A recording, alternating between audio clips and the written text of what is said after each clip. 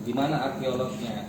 Di mana ini? Ya, satu, ketika saya melihat langsung ke daerahnya, satu tanahnya sudah diuruk, bukan tanah asli. Itu sudah diganti. Benar memang pas dicek, udah benar, itu udah diganti. Kedua, dia udah nggak in situ lagi, jadi ketika dia ngambil ya ditaruh di mana, udah berubah tempatnya. Makanya ya sudah, dia udah pakai eskavator untuk mempercepat itu. Kalau pakai cangkul kan mungkin agak lama, kan saat itu hujan juga, dan itu kemungkinan diperbolehkan ya, karena keadaannya esensial ya, penting seperti itu. Nah setelah itu semua diangkat dan ditutup dan dibawalah ke dinas kota. Saat itu kami mungkin mas juga ya, ada beberapa mas yang di sini ikut sampai malam itu ya di dinas sampai jam 12 hampir setengah 1 itu. Nah beberapa hari kemudian kemarin ya kemarin sore atau kemarinnya lagi saya lupa itu ya, Mbak Linda dari Tribun WA saya tuh, ada 2 lagi katanya seperti itu. Akhirnya saya konfirmasi ke kawan-kawan mas kita seperti apa. Katanya ada kabar bahwa yang membawa itu ada tukang gali, padahal itu tidak benar kata mas kita. Ya sudah, akhirnya saya memutuskan setelah sholat maghrib saya ke sana dengan Mas Nopri dan Mbak Retno juga saat itu ada. Yaitu memang pengakuan teman-teman di sana yang tanahnya dapat tanah dari pihak ketiga waskita itu bilang ya kita dapat pak tanah, karena mungkin katanya kawannya lah, mungkin yang kawannya sopir itu bilang kau galak tanah gak, aku bawa tanah galak ada kau kita dia kita ini kan nak nimpun kan daerah sini kan tanah lagi lah hasilnya, ayo nah sudah ditaruh. Besoknya dia coba meratakan, nah saat meratakan itulah dia ketemu nisan. Akhirnya dia ambil, dibawanya ke depan rumah.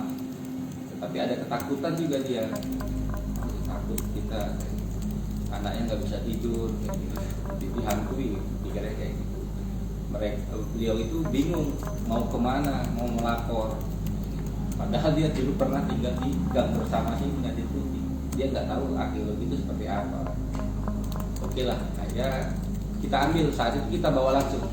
Nah, lewat beliau juga Pak Kai ya, Mbak Linda. Lewat Pak Kai itu dapat informasi lagi bahwa ada buangan juga di depan danau yang menuju ke Tanjung Barangan, yang arah ke Tanjung Barangan masuk ke KM 12 itu Mbak ya. Ada danau, nah di depan itu ada pembuangan juga.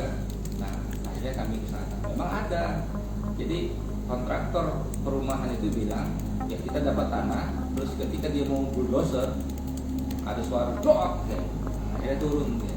Pas diceknya, ya benar aja diamankan, dibersihkan malah sudah dibersihkan, tapi walaupun di atasnya aja masih kotor.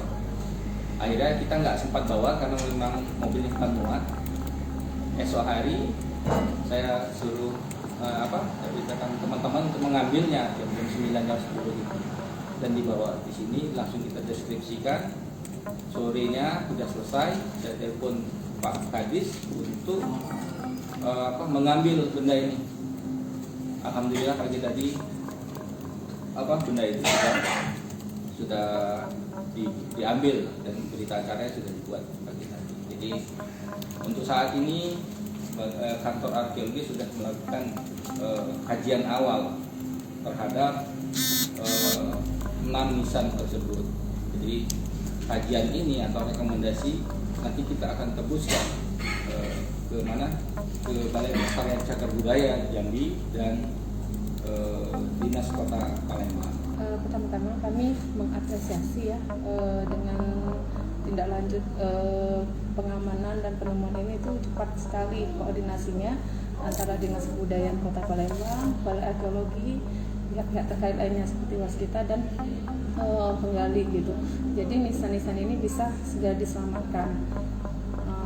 Terus tanggapan kami sih kalau ada nanti masyarakat yang juga menemukan objek-objek yang diduga cagar budaya, cepat-cepatlah melaporkan ke instansi terkait. Nggak harus mungkin ke dinas, tapi bisa mungkin ke instansi terdekat, misalnya kelurahan atau kepolisian gitu. Karena kalau sampai benda-benda cagar budaya ini tidak terlacak lagi, nanti hilang jejaknya. Maka tanggapan kami mengapresiasi sih Mbak, cepat sekali gitu penanganannya. Oke, nah kabarnya ini kan akan ditempatkan di sini gitu. Kita udah ada persiapan atau gimana gitu Pak? Kalau untuk persiapan kita siapkan tempat ya Mbak. Saat ini masih diletakkan di ruangan bidang cagar budaya.